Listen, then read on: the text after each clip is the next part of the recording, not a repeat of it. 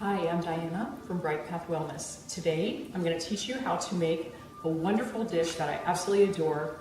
Kabocha pumpkin. This is kabocha.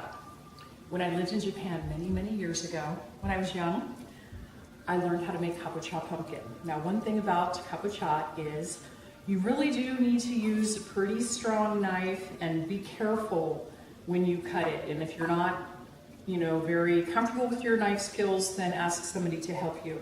So what you're going to do is you're going to take this, of course, clean it really nicely, and you're going to cut it, and this is what the inside looks like.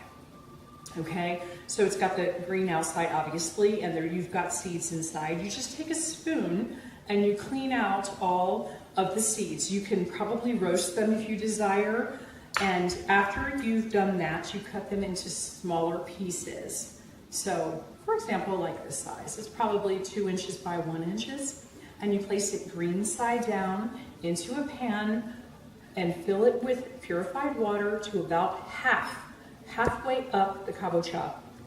Okay, from there, what you're going to do is you're going to put that on the stove. You're going to bring it to a boil, and then you're going to reduce the temperature until it's just a nice simmer. Put the lid on it, and once it gets fork tender, that's when you're going to want to add your seasoning. And for Japanese style, what you're going to do is, and of course we're gluten-free at Bright Path Wellness, so what we're going to do is we're going to add organic tamari. That's gluten-free soy sauce basically, but tamari is fermented.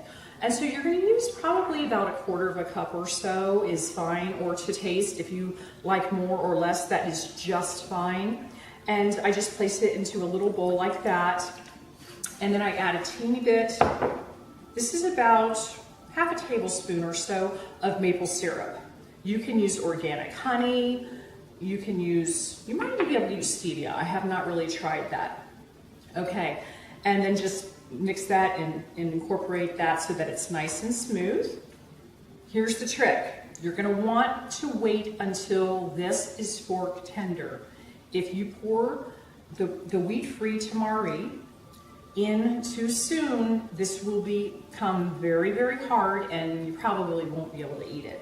So again, make sure that your pumpkin is fork tender.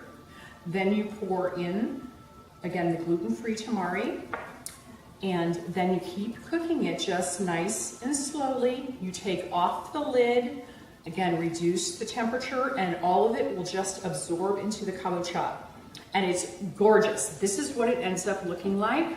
So it's nice and soft. You still have the outside intact. If you boil it too hard, the green part will actually pull away from the orange part. And so that's not quite as lovely.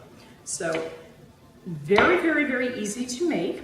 And I highly encourage you to try this fall. It's very plentiful. So many people avoid using pumpkin because they really don't know how to use it. So here's one gorgeous way how to use the kabocha pumpkin.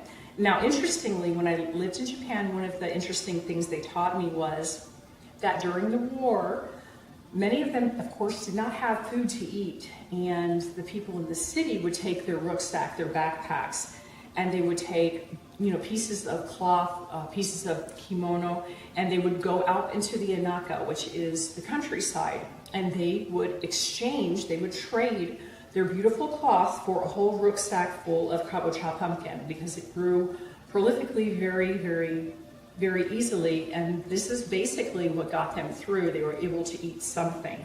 So a lot of the older generation won't eat this anymore because their memories of youth were just basically eating kabocha, and if they were lucky, a little bit of rice. So I thought I'd let you know a little bit about Japan, a lovely country, and please try the kabocha. And again, very easy. Make sure that you have a very good knife and that you're very safe, and enjoy eating kabocha pumpkin.